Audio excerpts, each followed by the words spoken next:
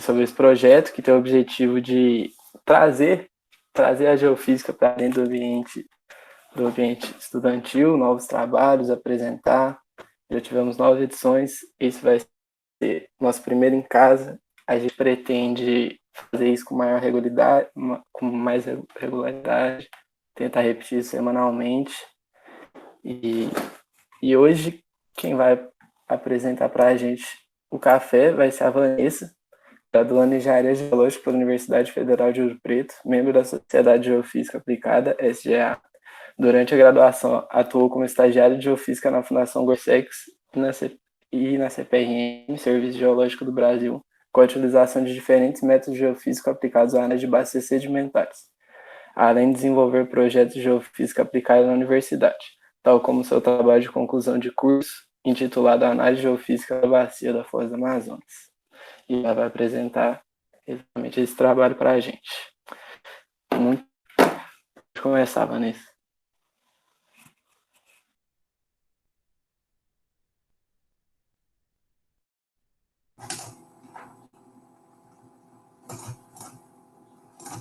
Oi, gente. Vocês estão me ouvindo?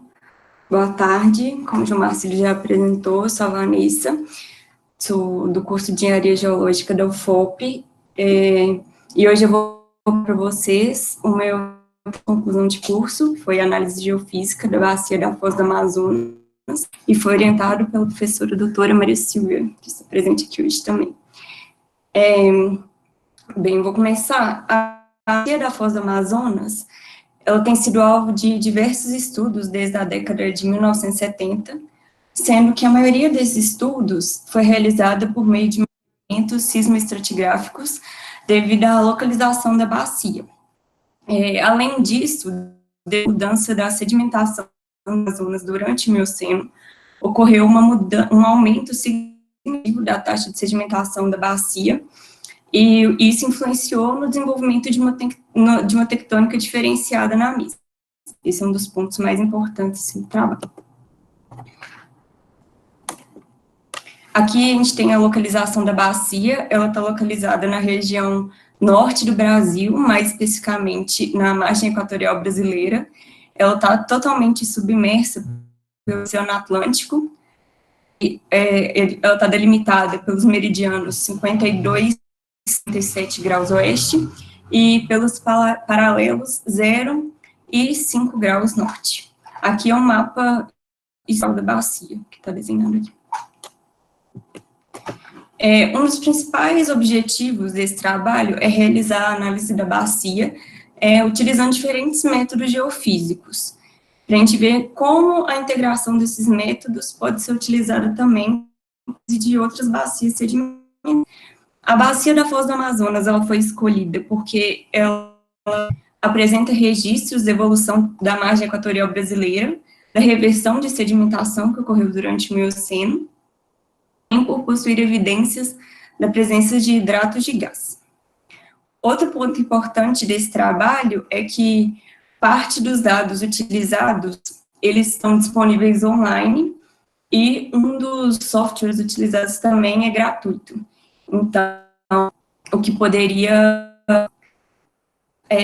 pode, né, ajudar a realizar análise de vídeos com menores gastos, mas também com boa qualidade. Agora, um pouquinho da metodologia. Inicialmente, foi feita uma revisão bibliográfica, tanto da área de estudo, quanto de temas relacionados à geofísica.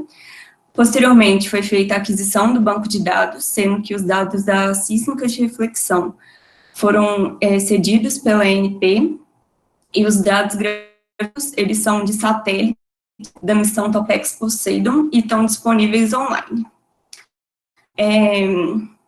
O processamento dos dados gravimétricos e a confecção dos mapas temáticos foi realizado utilizando o software Montage do sistema Geosoft, e posteriormente os mapas foram interpretados com auxílio do ArcGIS. Foram feitos também alguns perfis de deconvolução de Euler com os dados gravimétricos, foram feitos no software livre EUDEP, e a partir dos dados obtidos nos perfis, é possível criar imaginamentos 3D para visualização das anomalias em profundidade. A análise sísmica foi feita utilizando o software The Kingdom, e com ele foi possível mapear os principais refletores e estruturas da bacia, e posteriormente foram confeccionados mapas temáticos. E por fim foi feita a integração e discussão dos resultados. Vou falar um pouquinho do contexto geológico, que foi a carta estratigráfica que eu utilizei no trabalho, que é de Figueiredo Colaborador, de 2007. Durante a maior parte da sedimentação da bacia, os sedimentos que eram depositados lá eram predominantemente marinhos, e durante o Mioceno, bem mais aqui para o final, ocorreu uma mudança dessa sedimentação, e uma grande quantidade de sedimentos terríveis depositada na bacia em um curto período de tempo, período relativo ao que já tinha sido depositado antes, num longo período de tempo. Isso aconteceu porque, durante aqui o Mioceno, ocorreu um soerguimento no Andes, e os sedimentos andinos que antes eram depositados no Oceano Pacífico passaram a vir pelo Rio Amazonas e passaram a depositar no Oceano Atlântico. E aí, por isso, grande quantidade de sedimentos terrígenos, né, a partir desse período. Como esses sedimentos vieram em grande quantidade, e eles foram depositados logo acima de uma camada inconsolidada de argila, como mostra aqui esse modelo proposto por Bruno, em 87, aqui em verde a gente tem essa, que seria a camada de argila, em amarelo a deposição de toda essa quantidade de sedimentos terrígenos em um curto período de tempo, assim, e com isso foram diversas estruturas, porque essa movimentou, então formaram-se falhas lístricas, sintéticas, também falhas de empurrão, e diápiros de argila também. Aqui o intuito não é falar uma parte teórica da geofísica, mas vou falar rapidamente dos métodos que eu utilizei, pelo caso de algumas pessoas aqui não terem muito contato com geofísica. Então, o primeiro método é a gravimetria, que está relacionada com a variação na distribuição de densidade em superfície, que provoca distorções no campo gravitacional terrestre. Existe o campo gravitacional terrestre, e toda a massa presente na Terra faz que ocorra distorções no campo gravitacional. Então, aqui eu peguei um exemplo, só para mostrar de forma simplificada. Aqui é como se fossem toda essa parte de baixo aqui, uma coisa homogênea, sem variação, e aqui no meio a gente, círculo seria um corpo com uma densidade maior do que o material que está no entorno. E aqui é como se a gente estivesse fazendo um levantamento ao longo de um perfil que aqui no subsolo, e como isso aqui é bem mais denso do que está em volta, quando a gente faz um levantamento gravimétrico, a gente percebe uma anomalia gravimétrica positiva, porque essa densidade é muito maior. Então, seria basicamente isso. Não sabe onde tem corpo em subsuperfície, com esse dado a gente só vai saber que tem corpo mais ou menos nessa região. A gente não sabe a geometria, não sabe a profundidade que ele está, isso são coisas que a gente teria que estimar. Em relação à sísmica de reflexão, é um método baseado no princípio da propagação de ondas elásticas. Então, o que acontece aqui, exemplificando, seriam como se fossem dois meios diferentes, um primeiro meio e um segundo. A onda, ela é emitida normalmente por explosão. Ela é emitida e até o momento, e ela se propaga até encontrar um anteparo que vai separar o meio de cima do meio de baixo, que seria diferença de densidade, são várias coisas que podem fazer com que a onda se refrate, né, e reflita. Então, aqui ela vai refletir e vai voltar para a superfície e ser captada no sensor, continuar propagando no outro meio, até ela chegar em um outro anteparo, ser perdida e ser captada pelo sensor cá em cima. Então, é assim que a gente realiza um levantamento, basicamente, e tem informações dessas diferentes camadas em subsuperfície. A deconvolução de Euler, ela não é um método geofísico, ela é uma técnica de inversão de dados que estima a posição horizontal e a profundidade de anomalias. É utilizada para métodos potenciais, que seriam gravimetria e gravitometria. No caso aqui da gravimetria, seria como se a gente pega essa informação do perfil que a gente e tenta, a partir dessa informação, descobrir onde que está o corpo em subsuperfície. A partir disso, tentar chegar nessa outra informação aqui. Então, basicamente é isso. Agora eu vou passar para a análise gravimétrica. Dados gravimétricos, como eu já tinha dito, eles são dados de satélite, da missão Poseidon. Eles estão disponíveis na internet. Todo o processamento dos dados foi feito no Waze Montage e eu utilizei o ArcGIS para fazer a interpretação dos mapas. A gente dividiu aqui em duas etapas, primeiro em análise qualitativa, né, que teve geração dos mapas temáticos, separação de faces gravimétricas, mapa de lineamentos, e depois a análise quantitativa, foram os perfis de deconvolução de Euler e imaginamentos 3D. Para a geração dos mapas, primeiro a gente pega o banco de dados, ocorre geração dos grids, que passa por micronivelamento e interpolação dos canais. Então foram gerados dois mapas gravimétricos, basicamente, que foram Frier, que é esse daqui, e depois que a gente faz uma correção, acrescenta uma correção ao mapa, que é a correção da topografia, consegue chegar no mapa Bouguer, que é esse daqui. Então, a partir desses dois, a gente fez o que a gente chama de rotina magnética, que é uma opção que existe lá no Oasis, e a gente consegue aplicar vários nesses mapas. No caso, eu usei filtros de derivações, em X, em Y e em Z. O que esses filtros fazem? Os filtros de derivada em X, eles possibilitam que a gente visualize melhor as estruturas de direção norte e sul. Os em Y permitem que a gente visualize melhor as estruturas leste-oeste. E de derivada a gente consegue ver melhor as estruturas que estão mais próximas à superfície.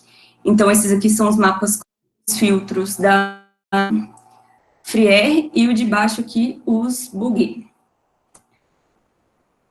A partir do mapa Frier e Bouguer, eu fiz uma separação de faces gravimétricas, que a gente separa toda essa cores de densidade em praticamente 3 categorias. Os de baixa densidade são de azul claro, que variam de 32 a 130 miligal.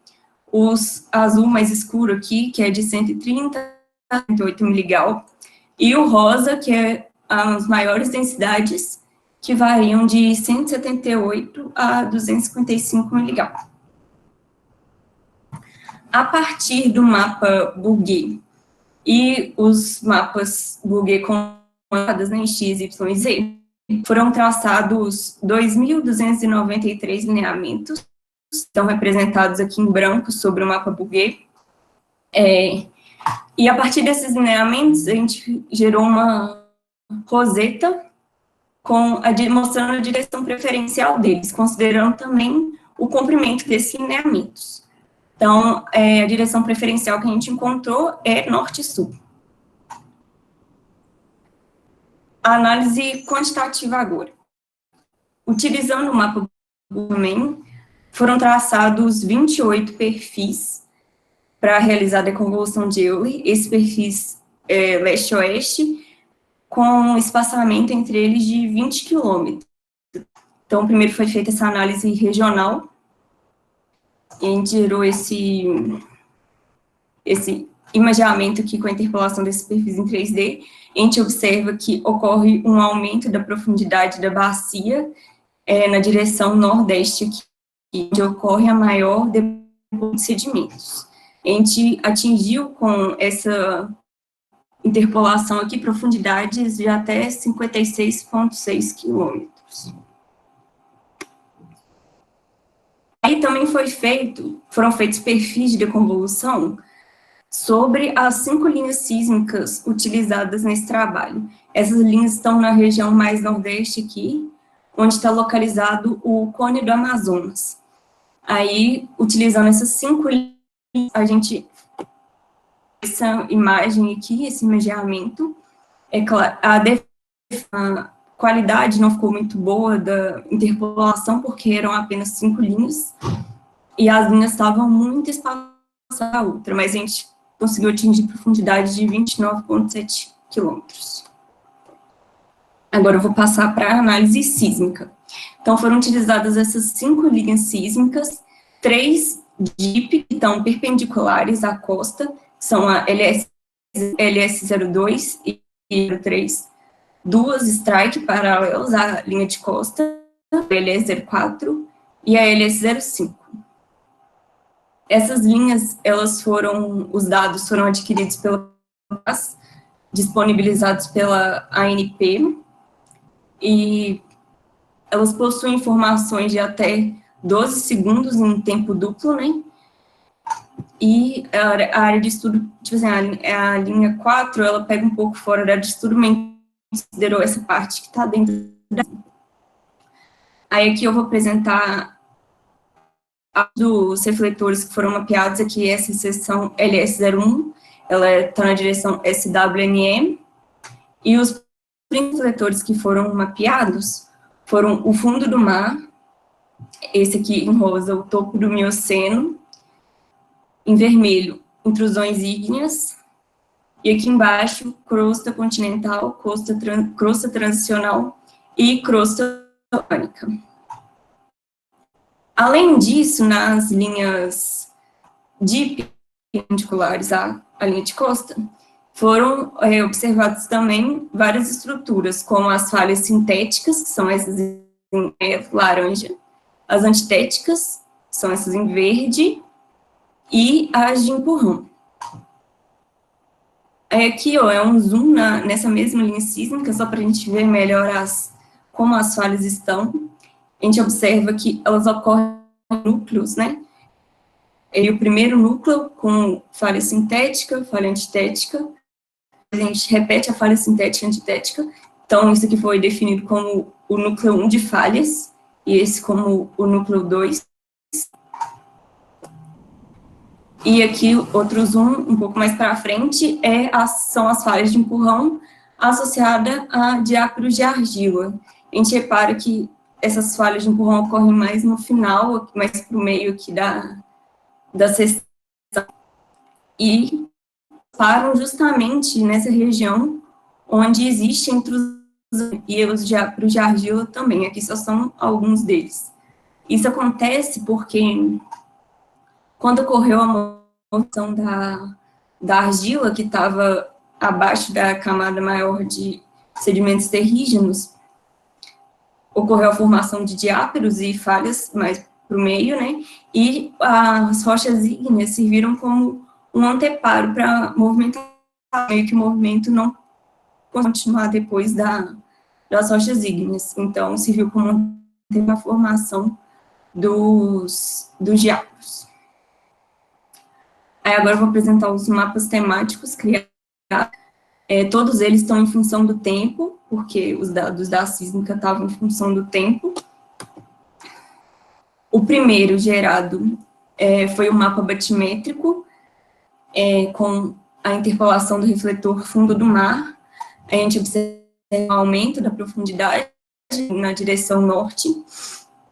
Outro fator desses mapas, como eram poucos dados, os dados estavam exatamente só sobre as linhas, ocorrem esses pontos aqui, sobre a linha ocorre uma grande variação, às vezes. E aí fica meio tendencioso, assim, vocês vão observar isso nos outros mapas temáticos também.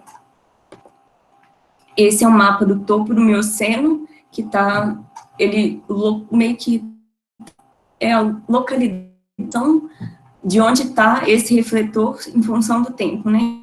Observa que ele fica bem mais profundo aqui na direção nordeste. Esse é um mapa que apresenta a espessura de sedimentos que existe entre o refletor fundo do mar e o refletor topo do Mioceno. Então, a gente observa que o maior acúmulo de sedimentos está nessa região aqui e ocorre com essa geometria bem arredondada. Esse é um mapa do topo do embasamento, seria a localização da profundidade dos refletores da crosta transicional, continental e oceânica. Ele é bem mais profundo aqui também, na direção norte. E o mapa de espessura sedimentar, que é a espessura de sedimentos entre o refletor fundo do mar e o do embasamento acústico. Ele também tem essa característica de uma grande quantidade de sedimento na região, mas ele já não é tão circular mais. E, por fim, foi feito um mapa estrutural com a localização de onde estão as estruturas sintéticas, antitéticas e de empurrão, e os diapros de argila. Tudo isso só com as 3 linhas DIP. As 2 linhas strike não dava para ver essas estruturas, porque estava perpendicular, né? Aí não estava dando para ver as estruturas. Em amarelo, a gente tem a antitética do núcleo 1, e aqui a falha antitética do núcleo 1, no verde. Depois começa um outro núcleo de falhas, né? Que seria a falha sintética do núcleo 2, a falha antitética do núcleo 2, e aqui no final as falhas de empurrão associadas ao diapro de argila. Agora eu vou passar para a discussão dos resultados. Essa fase ela foi dividida em 3. Primeiro eu vou falar da interpretação dos mapas gravos e integração dos temáticos simples.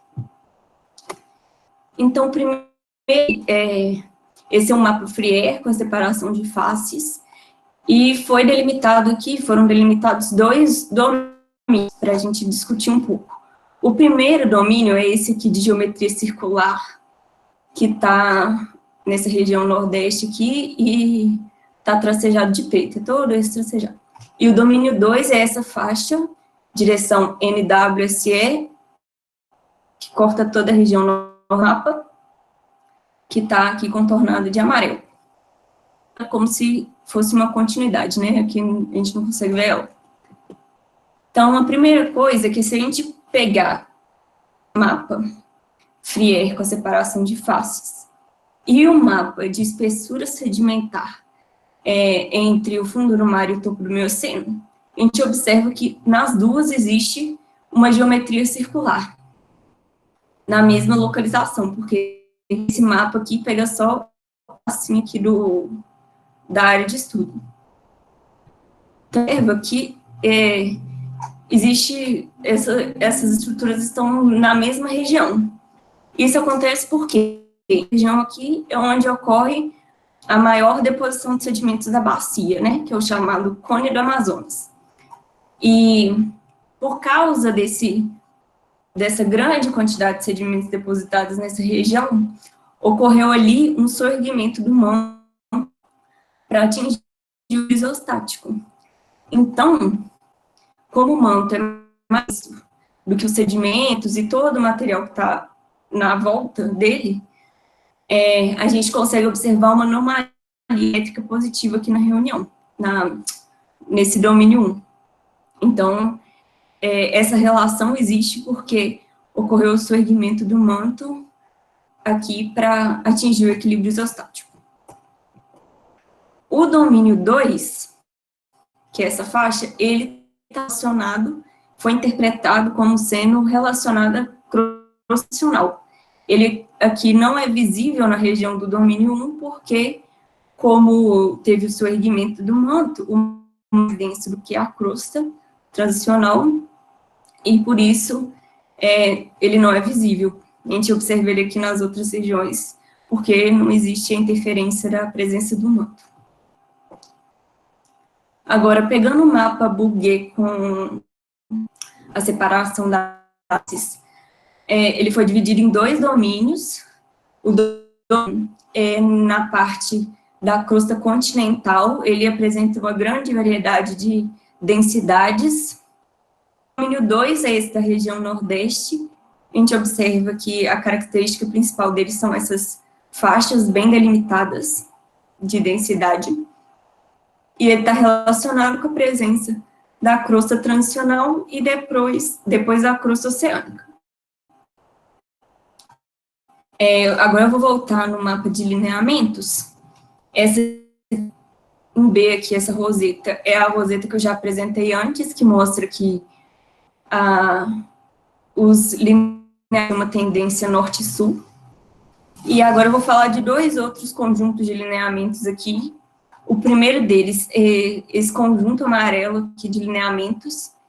Eles são relativamente contínuos na direção NWC. Quando a gente pega aqui, ó, essa roseta é só desses lineamentos em amarelo. A gente observa que realmente a dele está aqui na direção NWSE, e esses lineamentos foram interpretados como sendo relacionados com a presença da crosta transicional. Um outro conjunto de lineamentos que a gente vai observar agora são esses lineamentos bem menores aqui, em branco, em direção leste-oeste. Todos eles estão na crosta continental, e quando a gente pega aqui a letra D, que tem lineamentos da crosta, então a gente observa que realmente tem uma quantidade grande de lineamentos leste-oeste. Não é a maioria, mas você consegue visualizar que existe uma quantidade maior do que se você considerar todos os lineamentos. Esses lineamentos, eles estão, a gente não consegue ver até então, assim, com que eles estão relacionados, mas possivelmente eles estão relacionados aos grandes lineamentos que existem nas dorsais mesoceânicas, na direção leste-oeste. Então, eles estão relacionados com esses grandes lineamentos que estão mais distantes. Foi feito uma conversão para metros do mapa batimétrico, né? Isso foi feito porque a gente considerou que tudo que estava acima do refletor fundo do mar é a água é um meio homogêneo e isotrópico, então a gente considerar uma velocidade constante para a propagação da onda na água. No caso, foi 1.500 metros. Então, é só substituindo na equação da velocidade, a gente chega nesse mapa aqui, como a gente já tinha observado, a região norte é a região mais profunda, com profundidade de até 3.227 metros, mais ou menos. No mapa Bouguer, foi observada uma estrutura na região nordeste, essa estrutura de direção SWNM, que está em destaque aqui no mapa B. Ela também foi observada no mapa Bouguer com derivada em Z. Essa estrutura é o cânion do Rio Amazonas, que a gente consegue observar nos mapas gravimétricos. Também foi feita a comparação.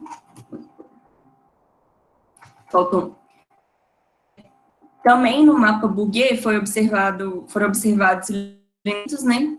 Esse grande lineamento, essa grande feição aqui, que já tinha sido observada nos lineamentos, ela também foi observada no mapa Bouguer com derivada em X, está tracejado aqui, e no mapa Frier com derivada em Z. Então, essa feição está relacionada com a crosta transicional. Também foi feita a comparação entre as seções sísmicas e os perfis de convulsão de Euler. Então, aqui primeiro, essas comparações só foram feitas nas linhas DIP, porque nas linhas seções strike não estava dando para observar essas estruturas muito bem. Então, aqui a gente tem a linha sísmica 1, a gente observa que aqui é a seção sísmica e aqui o perfil de deconvolução de Euler, que foi feito exatamente sobre a linha. A gente observa aqui, ó, que a gente consegue ver as falhas, núcleos de falha, né? Não, a gente não consegue observar todas as falhas, mas consegue ver algumas delas.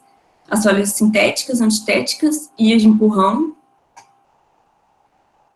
No LS02, além das falhas, também foi observado algo relacionado à intrusão ígnea, e na LS03 foram observadas somente os núcleos de falha 1 e 2 e as falhas. Se a gente fizer uma comparação, essa aqui é a seção LS01, com o modelo proposto, a gente consegue ver várias semelhanças. No modelo aqui, na seção não estão representados diácros, mas eles estão aqui. A gente consegue ver aqui as falhas sintéticas e antitéticas, né, como em núcleos, da mesma forma que a gente viu aqui na seção sísmica e no perfil de deconvolução de Euler. E, por fim, o cálculo da espessura da base de acordo com os mapas temáticos sísmicos. Então, para isso, a gente usou esse mapa de espessura sedimentar, que tem a espessura entre o refletor fundo do mar e o da crosta continental, transicional e oceânica, o embasamento. A gente considerou a equação da velocidade, né, velocidade igual a distância sobre o tempo. O maior tempo duplo no mapa é de 8,88 segundos. Então, a gente metade desse valor, né, aqui no tempo. E como a maior parte dos sedimentos dessa bacia granitos, a gente vai usar uma velocidade mínima de 2 km por segundo e uma velocidade máxima de 6 km por segundo. Com isso, a profundidade mínima calculada foi de 8,868 km e a profundidade máxima de 26,500 km.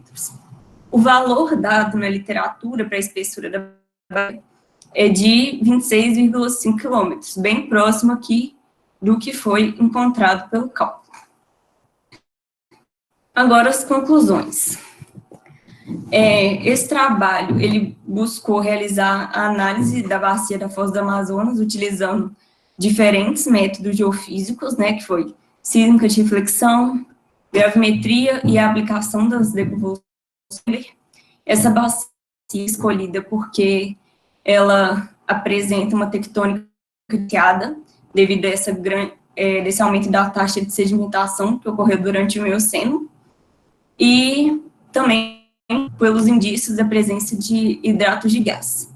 A utilização de mais de um método geofísico foi de extrema importância, porque com a integração dos resultados foi possível fazer uma interpretação mais completa.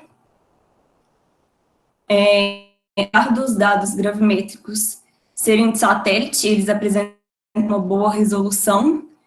Com os mapas temáticos gerados, foi possível fazer a separação das faces gravimétricas, os lineamentos, e também observar diferentes feições em mais de um mapa.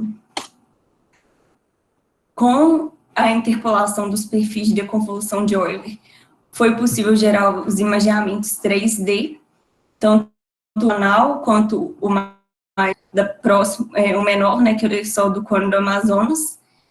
Isso visualizar a localização do topo médio, né, das anomalias dos corpos que causaram anomalias gravimétricas. Com a análise sísmica, foi possível mapear os principais refletores da bacia, do embasamento, né, a crosta transicional, continental e oceânica, o topo do Mioceno, as intrusões ígneas, o mar, e também as principais estruturas, que são as lísticas, sintéticas e antitéticas, as falhas de empurrão e também os diáporos de argila. Mesmo só com 5 sísmicas, a gente conseguiu gerar os mapas temáticos, que a gente integrou com os dados gravimétricos para mostrar a relação entre a espessura da bacia e o surgimento do manto. E também foi possível calcular a espessura média da bacia. Quando a gente comparou os resultados das deconvoluções de Euler com as seções sísmicas, né, dos perfis de deconvolução feitos sobre as seções, a gente viu que as estruturas observadas na sísmica, algumas delas também foram vistas na deconvolução de Euler. Para análise de bacias, a sísmica de reflexão é um dos métodos mais utilizados por causa a gente consegue ver muitas mas com esse trabalho a gente conseguiu ver que é possível utilizar outros métodos mais baratos de forma a complementar o uso da sísmica. E o uso dos dados de gravimetria de satélite com as deconvoluções de Euler, por exemplo, porque a gente conseguiria fazer um estudo mais barato, porque os dados de satélite são disponíveis na internet, e as deconvoluções de software utilizado também. Então, a gente conseguiria fazer um projeto mais barato, utilizando menos linhas sísmicas e a gravimetria associada às deconvoluções para completar esse. Então, é isso que são as referências que eu usei aqui na apresentação. Quem tiver mais interesse, eu vou mandar o link no chat agora, de onde vocês conseguem baixar o trabalho do completo, que aí vocês conseguem ver de novo, ou vocês entendem coisas, podem olhar com mais também. Se tiverem alguma dúvida, podem perguntar.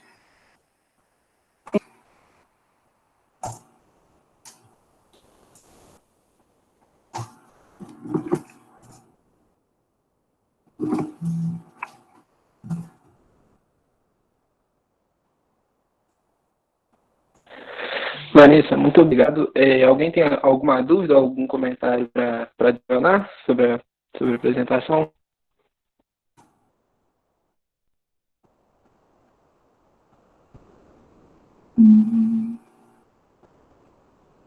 Tem uma pergunta aqui, eu vou ler aqui.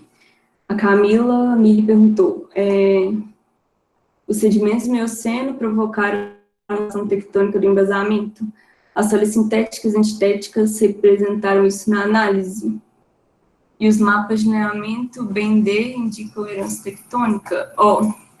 Em relação a essa parte das falhas sintéticas e antitéticas, estão mais relacionadas, aqui na apresentação, elas estão mais relacionadas à evidência da argila, não com o que está abaixo do vazamento.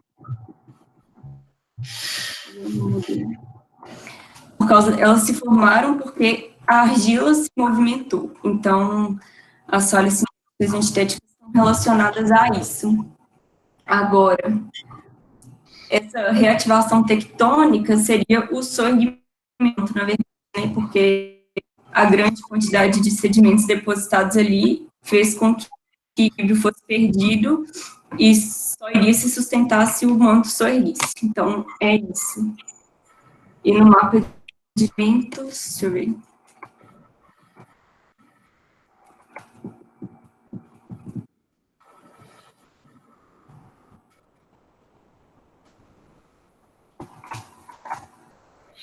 Não sei te falar, se indicam, no caso dos leste, eles são herança daqueles grandes lineamentos da Sol, seriam isso.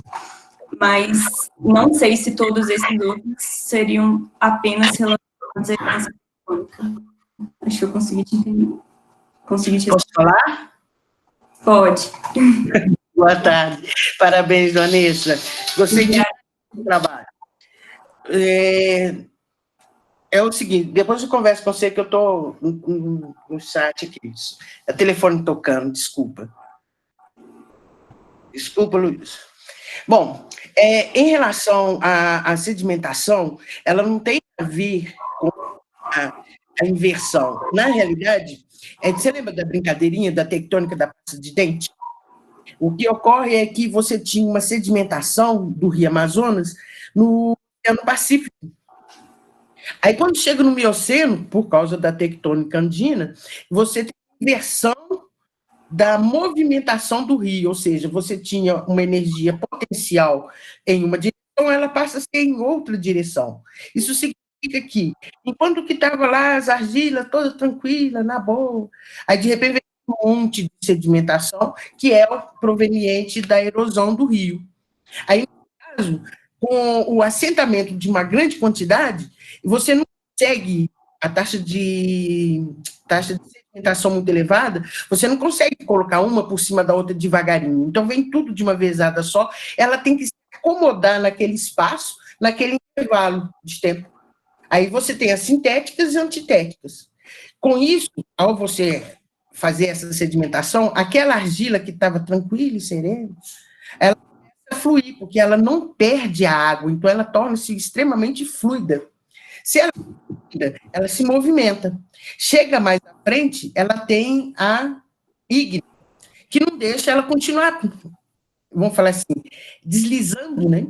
Aí você começa a ter as falhas de empurrão. Volta na linha sísmica, que dá para ver tudo isso ao mesmo tempo. A linha tem aproximadamente uns 200 quilômetros, 200, 300 quilômetros de extensão, não é isso? Pode ser essa. Ela tem mais ou menos isso, uns 200 quilômetros, 300 quilômetros de extensão. Isso conta toda a história da Foz do Amazonas. Assim como o Bruno define ali, né, em 81, você tem as várias células, porque a sedimentação é muito rápida, né? E, com isso, a argila, isso é chamado de argilocinese. É a tectônica da pasta de dente, né? Que eu sempre faço essa brincadeira. É a pasta de dente, você aperta, não tem para onde ela sair, ela vai para frente. Não tem como, você apertou, ela sai. É o que acontece com as argilas aí na Foz do Amazonas. Entendeu? Isso não tem nada a ver com a inversão. A inversão é da tectônica andina. Ok? Parabéns, Juliana, isso ficou muito bom. Obrigada. Mais alguma dúvida? Se eu puder ajudar? Eu acho que não tem mais nenhum. Vanessa, a Gi Souza pediu para você informar novamente em que base de dados os arquivos foram baixados. Ah, tá. Os dados da gravimetria foram baixados da internet mesmo. Eu vou pegar o link e mandar aqui. Se clicar Topex, ele já... Eu tenho o link aqui. Deixa eu procurar. Na monografia tem, não é? Tem aqui, eu já achei. Já.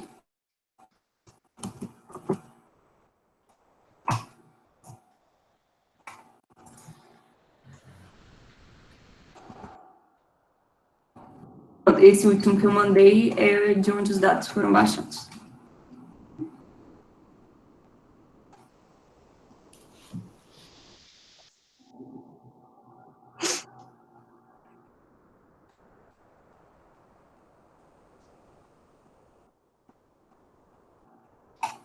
Gente, com licença, vocês estão me ouvindo? Boa tarde. Sim. Fala, Manu.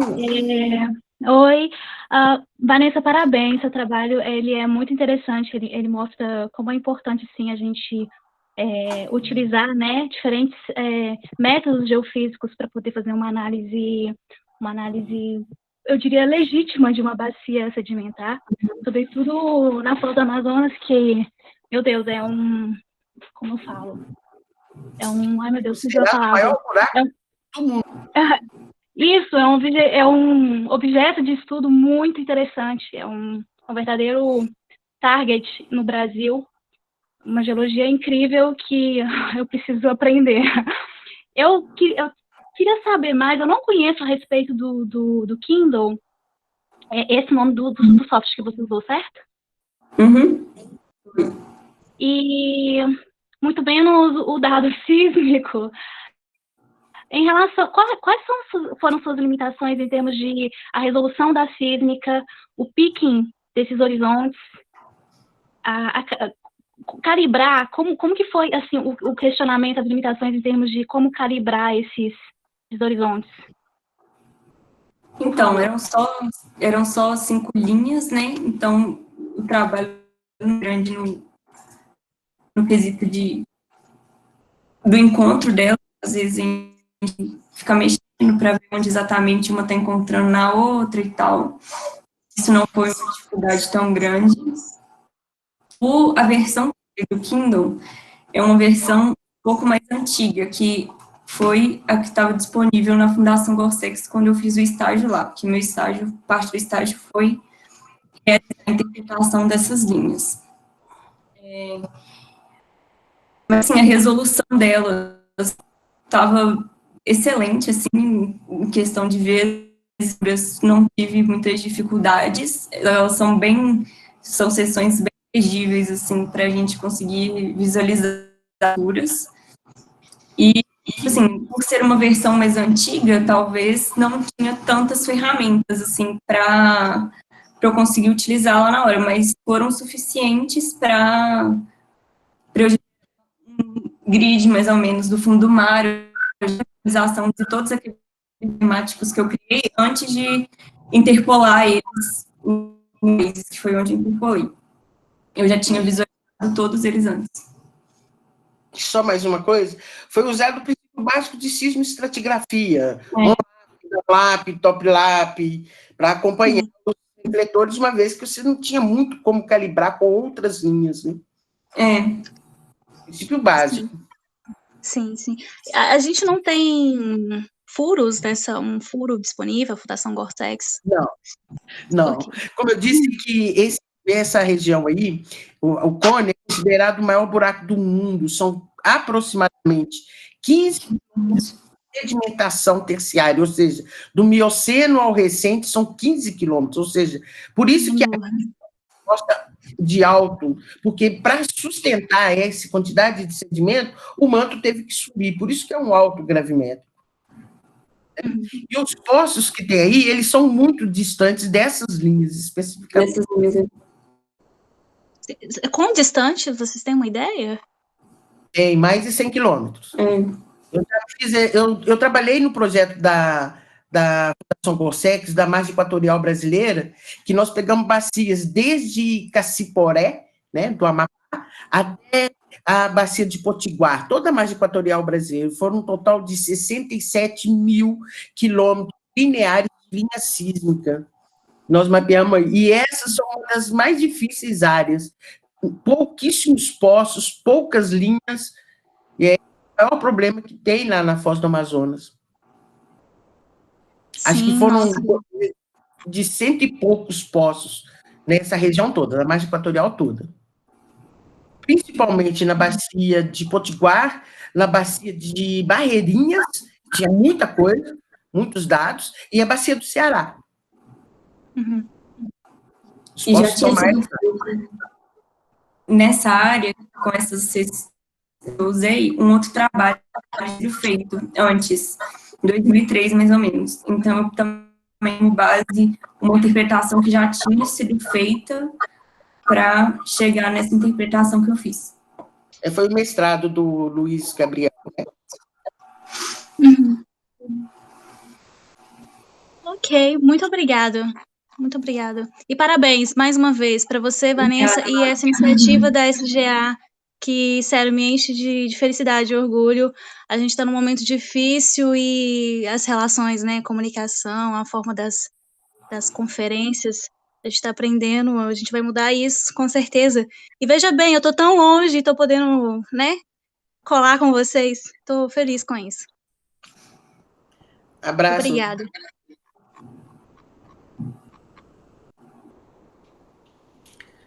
Tá bom? Isso, a gente que agradece. É café geofísico. Ô, João Marcílio, cadê o cafezinho?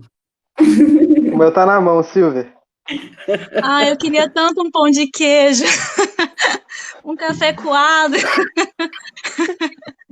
Acho que é entregue em domicílio.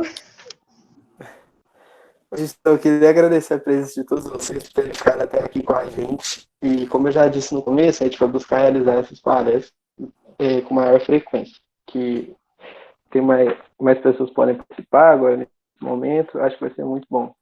E sigam o SGA nas redes sociais, agora a gente está com um novo canal do YouTube, lá a gente vai disponibilizar essa palestra para vocês na íntegra.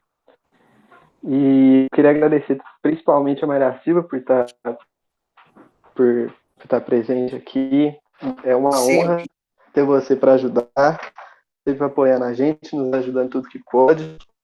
Olha, eu acho que a Débora está nos ouvindo, tá, Débora? Ela poderia ser a próxima, porque ficou muito interessante o trabalho dela.